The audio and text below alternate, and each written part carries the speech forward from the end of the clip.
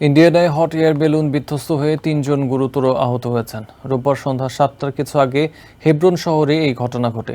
Police জানিয়েছে বেলুনটি একটি বিদ্যুতের খুঁটিতে আঘাত করলে আগুন ধরে যায় এতে। এরপর আরোহী সহ একটি খোলা মাঠে আছড়ে পড়ে বেলুনটি। ভিডিওতে দেখা যাচ্ছে বিশাল আকৃতির একটি হট এয়ার বেলুন রাস্তার পাশে থাকা একটি বিদ্যুতের খুঁটিতে গিয়ে সজোরে আঘাত আনে। সঙ্গে সঙ্গে আগুন ধরে যায় সেটিতে। রোববার সন্ধ্যা ৭টার কিছু আগে ইন্ডিয়ানার হেব্রন শহরে এই ঘটনা ঘটে। এর পরপরই পাইলট সহ ৩ আরোহীকে নিয়ে একটি মাঠে গিয়ে আছড়ে পড়ে বেলুনটি। ফোন পেয়ে দ্রুত ঘটনাস্থলে পৌঁছায় পুলিশ ও ফায়ার ফাইটার। ৩ জনকে গুরুতর আহত অবস্থায় উদ্ধার করে ভর্তি করা হয় স্থানীয় হাসপাতালে। তাদের শরীরের বিভিন্ন অংশ আগুনে দগ্ধ হয় বলে জানিয়েছেন চিকিৎসকরা।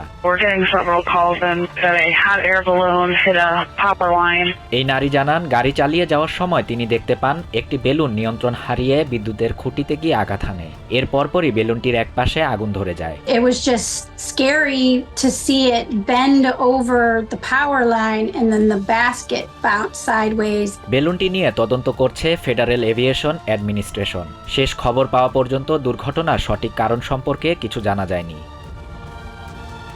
ফোনালাপে সংবাদ মাধ্যমকে এয়ার বেলুনের এক আরোহী জানান, পাইলট পারদর্শী হওয়ায় দ্রুত বেলুনটি অবতরণে সক্ষম হন। অন্যথায় বড় ধরনের দুর্ঘটনার সম্মুখীন হতে পারত সবাই।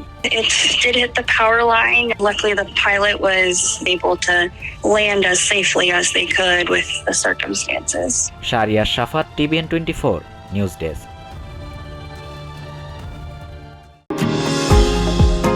নিউ ইয়র্ক থেকে সম্প্রচারিত TVN 24 টেলিভিশন বিশ্বজুড়ে বাঙালির কণ্ঠস্বর।